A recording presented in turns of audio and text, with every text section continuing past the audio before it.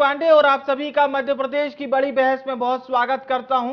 चुनावी सीजन में बीजेपी और कांग्रेस कभी भगवान तो कभी महान पुरुषों को अपना बता रही है।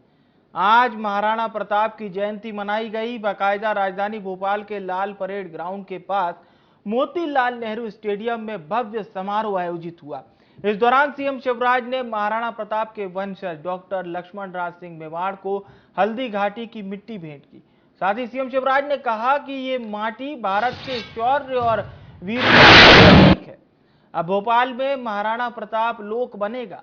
बड़ी बहस में अहम खबर यह है कि महाराणा प्रताप की जयंती पर मध्य प्रदेश में अवकाश रखा गया।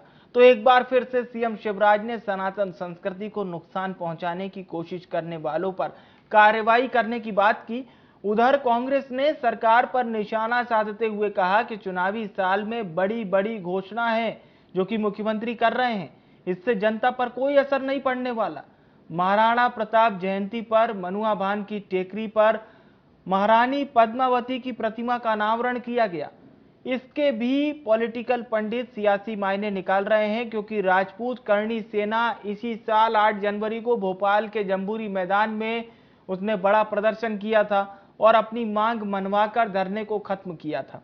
सबसे बड़ा सवाल ये कि क्या मध्य प्रदेश में जातिवाद को साधने की राजनीति जारी है? आज इसी मुद्दे पर चर्चा करेंगे। उसके पहले ये बयान सुन लेते हैं।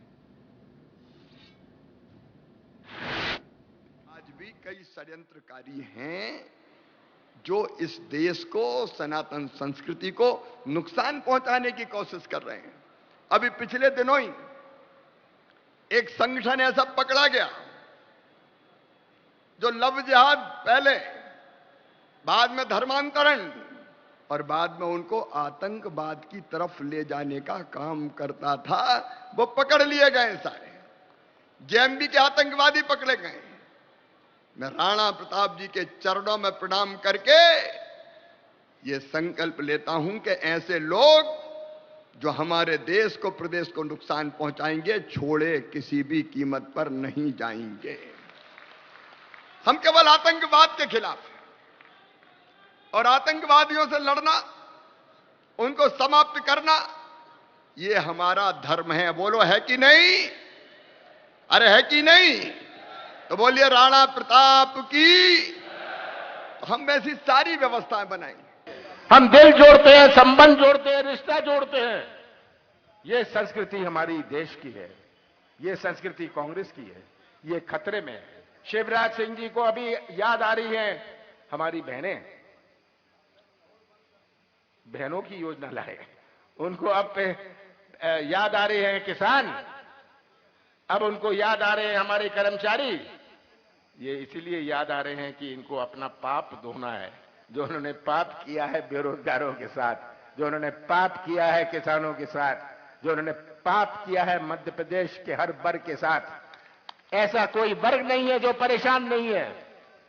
हमारा किसान होए, नौजवान होए, छोटा व्यापारी होए, ये तस्वीर आप सबके सामने है। मेरा आपसे निवेदन है कि आप भविष्य के रक्षक बनिए, मध्य प्रदेश का भविष्य सुरक्षित रखिए। और अगर आपने ये सच्चाई पहचान ली, आपने ये सच्चाई पहचान ली, तभी हमारा प्रदेश सुरक्षित रहेगा।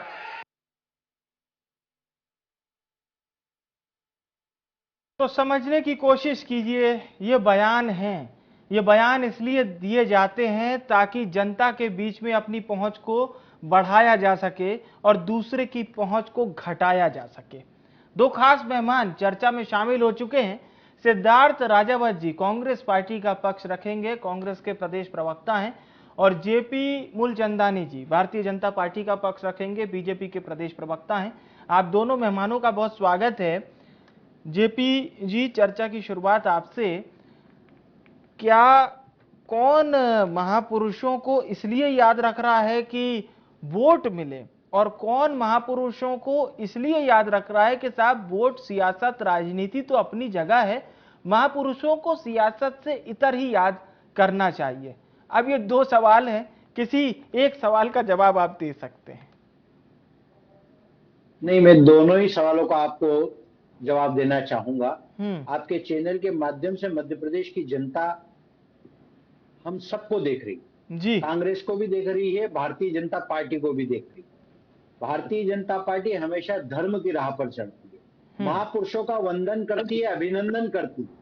और ऐसा नहीं है कि हम चुनाव आने पर ये करते हैं, हम निरंतर उस दिशा में काम करते हैं।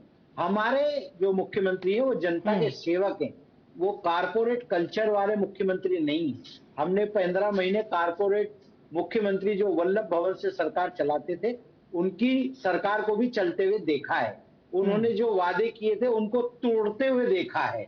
और जहां तक ये बात कर रहे हैं हमारी बहनों की और हमारे बुजुर्गों की, तो मैं हमारे कांग्रेसी मित्र से पूछना चाहता हूं कि शिवराज सिंह चौहान जी की जो योजना थी, तीर्थ दर्शन योजना जो बुजुर्गों के लिए बनाई गई थी, वो इन्होंने, इनकी सरकार आते ही इन्होंने बंद कर दी। जहां तक महापुरुषों का सवाल है, वो हमारे लिए सदैव आदरणीय रहे हैं। मैं तो कांग्रेस से ये पूछना चाहता हूं कि आज अगर छुट्टी घोषित होती है, महाराणा प्रताप को हम नमन करते हैं, वंदन करते हैं, उनका अभिनंदन करते हैं और उनके बताए मार्ग पर चलने का प्रयास करते हैं, तो कांग्रेस के नेताओं के पेट में मरोड़ क्यों उठते हैं? हम सदैव धर्म की बात करते हैं। हम कभी भी चुनाव के पहले केसरिया दुपट्टा और जो है चुनरी पहन के देव दर्शन के लिए नहीं निकलते, और चुनाव हारने के बाद ऐसा नहीं है कि घर में बैठ जाते हैं। हमारा भारतीय जनता पार्टी का कार्यकर्ता हो, नेता हो, या हमारे मंत्री हो या मुख्यमंत्री, सदैव जनता के सेवक बनकर जनता के बीच जाकर काम करने का कार्य करते हैं। मुझे लगता है कि कांग्रेस के पास अब कुछ भी बताने को नहीं रह गया है, इसलिए भारतीय जनता पार्टी कुछ भी करती है तो इनको मरोड़ उठने लगते हैं, इनको बड़ी परेशानी होती है। इनके स्वप्न में भी भारतीय जनता पार्टी के शिवराज सिंह चौहान ही आते, कांग्रेसियों के स्वप्न में भी वही आते हैं। हमने लाडली बहना योजना चालू करी तो इनको तकलीफ हो गई। जेपी जी, अच्छा आपने जिक्र किया, मैं थोड़ा सा आपको फ्लैशबैक में ले जाना चाहता हूं। जब रानी कमलापति के नाम पर स्टेशन का नाम किया गया था, हबीबगंज स्टेशन का नाम, तो कांग्रेस का ये कहना था कि रानी कमलापति का जो मुख्य महल है वो, उस पर सरकार ने ध्यान नहीं दिया, वो आज भी बिल्कुल खंडहर बनकर पड़ा हुआ है। तो कांग्रेस ये कहती है कि बीजेपी स्पेसिफिक राजनीति करती है, जहां पर उन्हें ध्यान देना है सिर्फ वहां ध्यान देते हैं, बाकी चीज को छोड़ देते हैं। ये आरोप कांग्रेस पार्टी आप पर हमेशा लगाती है, यानी आपकी पार्टी पर।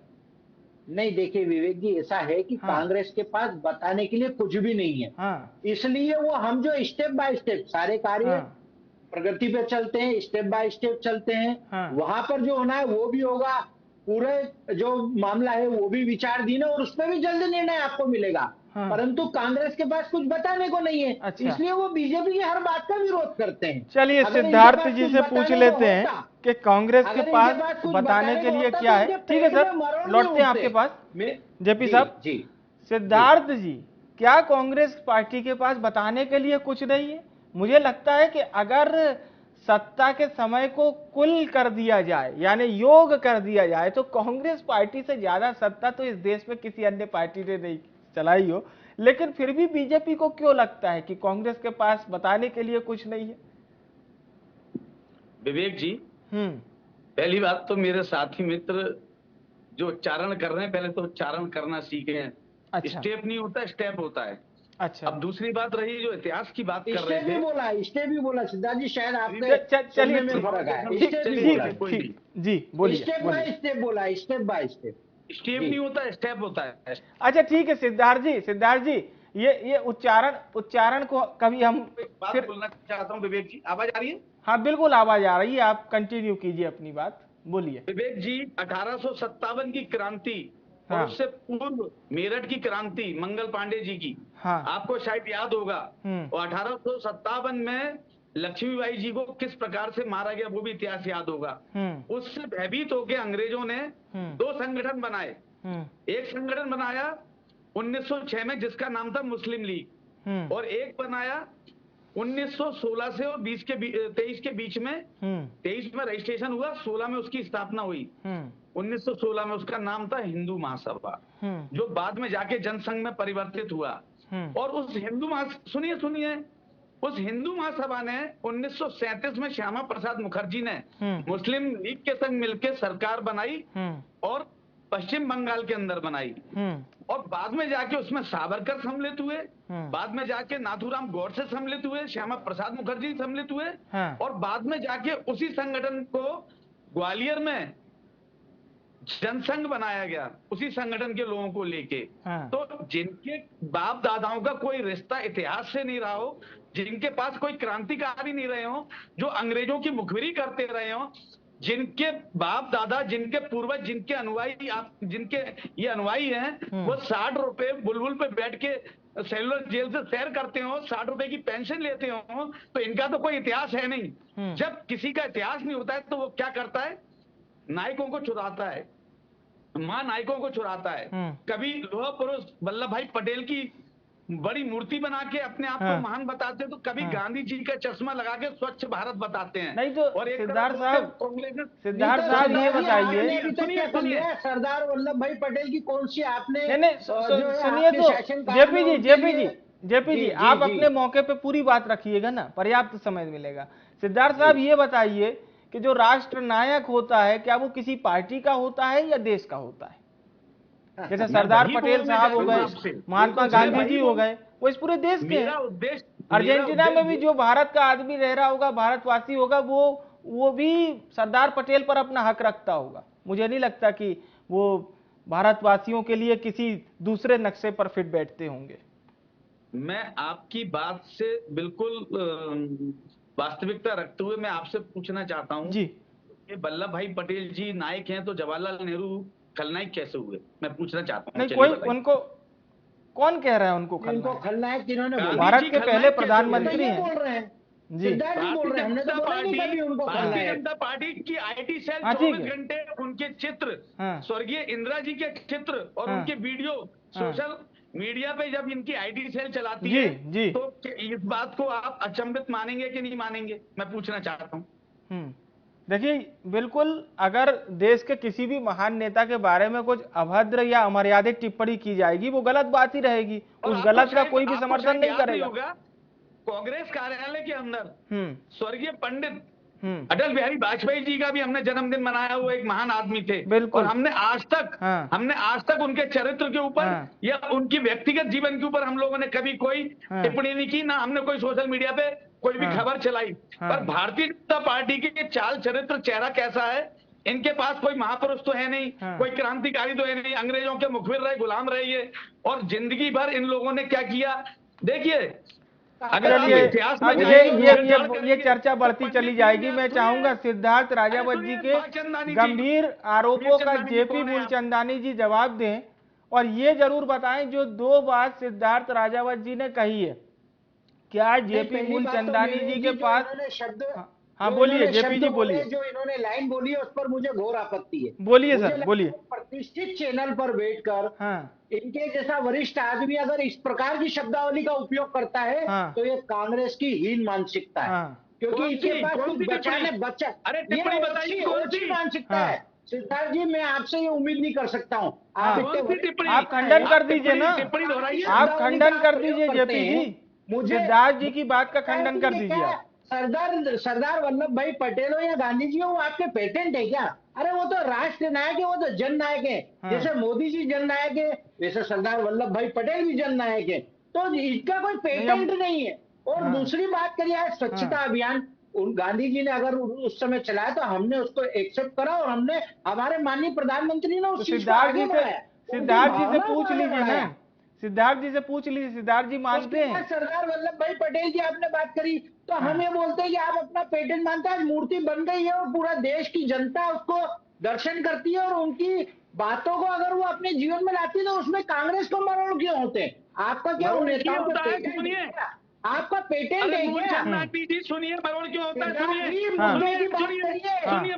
आ रहा हूँ सिद्धार्थ साहब, सिद्धार्थ जी आपके पास आ रहा हूँ, जेपी जी अपनी बात रखिए, आप अपनी पूरी बात हो चुका है। आपके विधायक आज से टूट जाते हैं, आपके नेता आपको छोड़ के चले जाते हैं, केंद्र से लेकर नगर तक सारी की सारी जगह आपका चुपड़ा साफ है, क्योंकि आत्मचिंतन की जहाँ आपको जरूरत है। जेपी जी सुनिए तो, आपके पास कुछ है नहीं, केवल आरोप। जेपी जी मेरी बात तो सुनिए, जोर से बोलना, ये कहना है कांग्रेस का चाल चरित्र चेहरा। जेपी जी ठीक है जेपी जी उनके 2 आरोप थे सिद्धार्थ जी के, यानी कांग्रेस पार्टी के। और ऐसा नहीं है कि सिर्फ सिद्धार्थ जी आज बोल रहे हो, कांग्रेस पार्टी इस बात को मजबूती के साथ कहती है।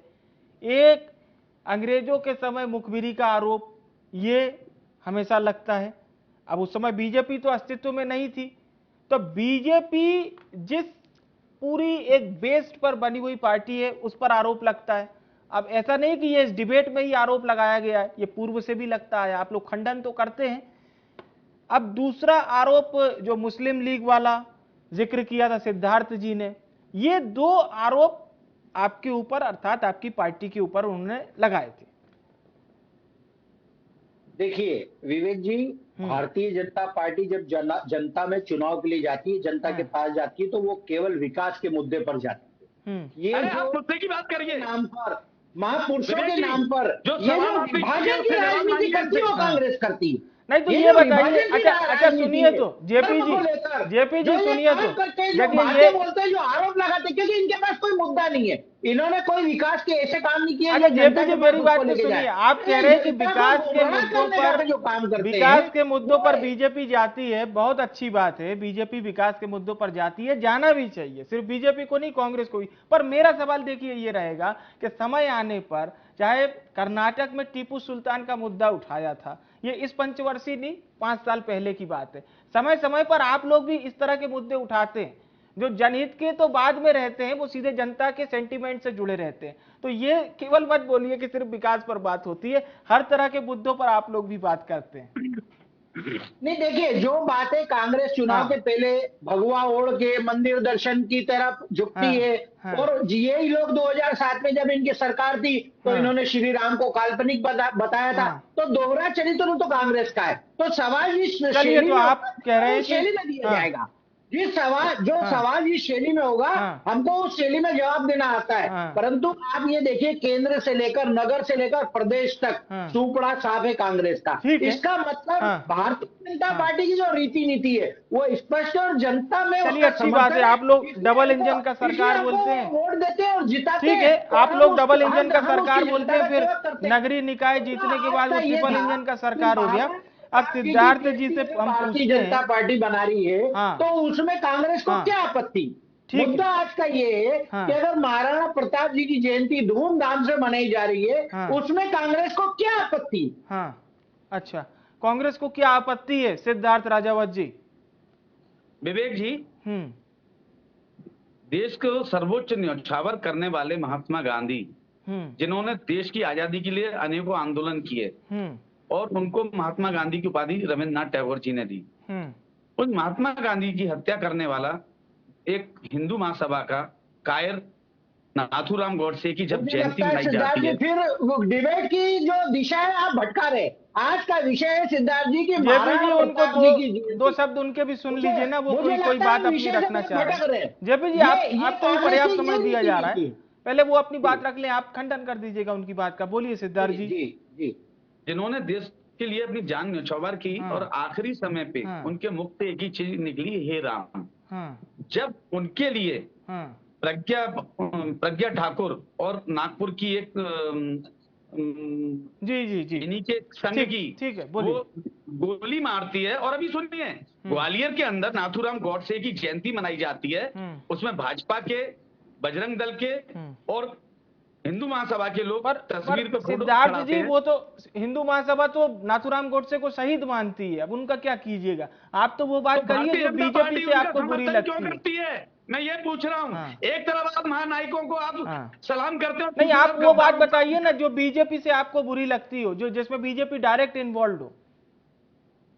मैंने आपको बताया ना कि जब अभी तक गद्दारों अंग्रेजों की मुखबिरी करते रहे, और आज जाके आपके पास कोई महानायक नहीं है, तो महानायकों को आप समेट रहे हो कहीं कहीं से। अरे इतना विकास करके दिखाइए ना। कांग्रेस पार्टी ने, कांग्रेस महानायकों का पेटेंट है, आपने रजिस्ट्रेशन करा रखा है उनके नाम पर आपका। फूल चंदानी जी, पेटेंट किसी का नहीं होता, गद्दारों के लिए कोई पेटेंट चीज नहीं होती है। ये जो शब्दावली है, ये जो आपकी रीति नीति और शब्दावली है, इसलिए आपको जनता ने घर बिठा रखा है। ये जो आपकी रीति नीति है ना, ये जो आपकी रीति नीति है, इसलिए आप घर बैठे हैं। चलिए ऐसे चर्चा नहीं हो पाएगी। सुनिए तो ऐसे चर्चा नहीं हो पाएगी। ठीक है, जवाब अभी तक नहीं दे पाए कि महाराणा प्रताप की जयंती भारतीय जनता पार्टी आज धूमधाम से पूरे प्रदेश में मना रही है। पूरे जनता का उनको समर्थन प्राप्त है, कांग्रेस के पेट में क्यों मरोड़ हो रहा है? इस सवाल का अभी तक कोई जवाब नहीं। चलिए सिद्धार्थ जी, इसी बात का जवाब दे दीजिए आप। ठीक है, इसी बात का जवाब दे दीजिए। आज से 6-7 महीने पूर्व आपको याद होगा कि करणी सेना ने एक बहुत बड़ी सभा की थी। याद है, बोलिए। जम्बूरी मैदान पे जी, बिल्कुल। और उसमें कई संगठन सम्मिलित हुए थे। और उस संगठन में भारतीय जनता पार्टी के और हमारे यहाँ के सहकारिता मंत्री के करीब राघवेंद्र सिंह तोमर, उन सबको एक लामबंद करते हैं, गोलबंद करते हैं, और गोलबंद करके 15,000 लोगों को मुख्यमंत्री शिवराज सिंह जी से मिलाने की बात करते हैं। बाद में चुनिंदा 2,500-3,000 छत्रियों को, मैं भी छत्री समाज से आता हूं इसलिए मेरे को अंदर की पूरी कहानी मालूम जी, बताइए। और ये वही राघवेंद्र सिंह तोमर हैं जो फेथ क्रिकेट क्लब और फेथ बिल्डर हैं, जिनके नाम कई भारतीय जनता पार्टी के दिग्गज नेताओं से जुड़े होते हैं। तो आज ले जाके उनको वहां पे दंडवत कराते हैं। और आज भी आपको बता दूं कि उनकी जो 15 मांगे थी, उन मांगों को घुमा के उनको सिर्फ भोजन पे बैठा दिया जाता है और उसमें आधे से ज्यादा लोग उसका विरोध करते हैं। और अभी आने वाले समय में ये कार्यक्रम हुआ है, क्योंकि जयंती थी, ये कार्यक्रम हो गया, पर आने वाले समय में जो बाकी के संगठन है वो एकजुट होकर इसका जवाब देंगे। मेरा कहने का मतलब ये है कि राजनीतिक रूप से प्रेरित होके एक इंसान को वहां पे भेजा जाता है और षड्यंत्र रच के सबको, जो सिर्फ अपने समाज के लिए, अपने जो वीर पुरुष हैं उनके लिए काम करना चाहते हैं, ये वही शिवराज जी थे। आज मंच से बड़ी बड़ी बातें कर रहे थे और इन्होंने यही भोपाल में SC/ST के प्रोग्राम में बोला था, माइके लालों को मैं सबक सिखा दूंगा। उस पर क्या हुआ था? क्षत्रिय लोग रोड पे उतर आए थे, ब्राह्मण लोग रोड पे उतर आए थे। आज वोट बैंक की राजनीति है तो आप मंच पे जाके आज आप महाराणा प्रताप की बात कर रहे हैं। चलिए ठीक है, मूलचंदानी जी, आप कुछ प्रतिक्रिया देना चाहेंगे सिद्धार्थ जी की बात पर? देखिए विवेक जी, मुझे तो एक ही भाषा लगती है कि कांग्रेस की जो रीति नीति और ये जो भटकाव की बातें ये करते हैं, ये जनता को पसंद नहीं है। जनता को तो शिवराज जी की नीति रीति और उनका विकास पसंद है, इसलिए जनता जो है उनको चुनती है। और ये लड़ाई जो है, ये लड़ाई है किसान पुत्र और एक उद्योगपति के बीच की, एक जमीनी नेता की, एक जमीनी सेवक की, और उसके अगेंस्ट एक वल्लभ भवन में कारपोरेट कल्चर से सरकार चलाने वाले की। अब इनका पूरी तरीके से पर्दाफाश हो चुका है। इन्होंने पिछली बार भी एक बार जब ये सरकार में आए थे, झूठे वादे करके आए थे, क्योंकि अब काट की हांडी बार बार तो चढ़ती नहीं, इसलिए अब ये पुरानी बातों को 40 करोड़ रुपए लेके लोकतंत्र परंतु राजावत जी, मैं आपको बता दूं, मध्य प्रदेश की जनता बहुत समझदार है। नगर निगम के चुनाव में आपने परिणाम देख लिए हैं अभी साल भर पहले, और आने वाले चुनाव में आपको पता चल जाएगा कि कांग्रेस का मध्य प्रदेश से सूखड़ा साफ हो जाएगा। उसके बाद आप आत्मचिंतन करेंगे। पर फिर तो क्या है कि चिड़िया चुग गई खेत वाली बात है। मेरा तो आपसे निवेदन है कि हमको भी एक मजबूत विपक्ष चाहिए। आप आत्मचिंतन करें। चलिए ठीक है, आत्मचिंतन करना होगा। सिद्धार्थ जी, बिल्कुल छोटी सी प्रतिक्रिया आपकी। सिद्धार्थ जी, किसी सर्टिफिकेट की भारतीय जनता पार्टी को समय निकलता जा रहा है, जैसे सिद्धार्थ जी बिल्कुल छोटी प्रतिक्रिया। देखिए, रावण का घमंड भी नहीं चला था, यही भाषा, यही शैली कर्नाटक में भी थी और यही अभी इनकी यहाँ है। ये 18 साल के भ्रष्टाचार का सिर चढ़ के बोल रहा है, इनके ऊपर घमंड। ये घमंड 23 में जनता चूर करेगी। ये बोल रहे थे कि निकाय चुनाव और पंचायत चुनाव में तो ये भूल गए। आप दोनों सम्मानित जनों का बहुत बहुत धन्यवाद हमारे साथ चर्चा में जुड़ने के लिए। सर, समय की कमी, आप दोनों को यहीं रोकना चाह रहा हूं, शुक्रिया। चर्चा केवल यही थी कि क्या किसी महान नेता का या किसी महापुरुष की कोई पार्टी होती है, कोई पार्टी उसे अपने रूप में ढाल सकती है? नहीं, बिल्कुल भी नहीं, ऐसा नहीं हो सकता। और जनता जो हर किरदार को बहुत अच्छे से, बहुत सामने से देखती है, वो भी इस बात को देख रही होगी कि बीजेपी कांग्रेस के नेताओं के क्या कुछ बयान सामने आ रहे हैं। फिलहाल के लिए बड़ी बहस में इतना ही। मुझे आने विवेक को दीजिए इजाजत। नमस्कार।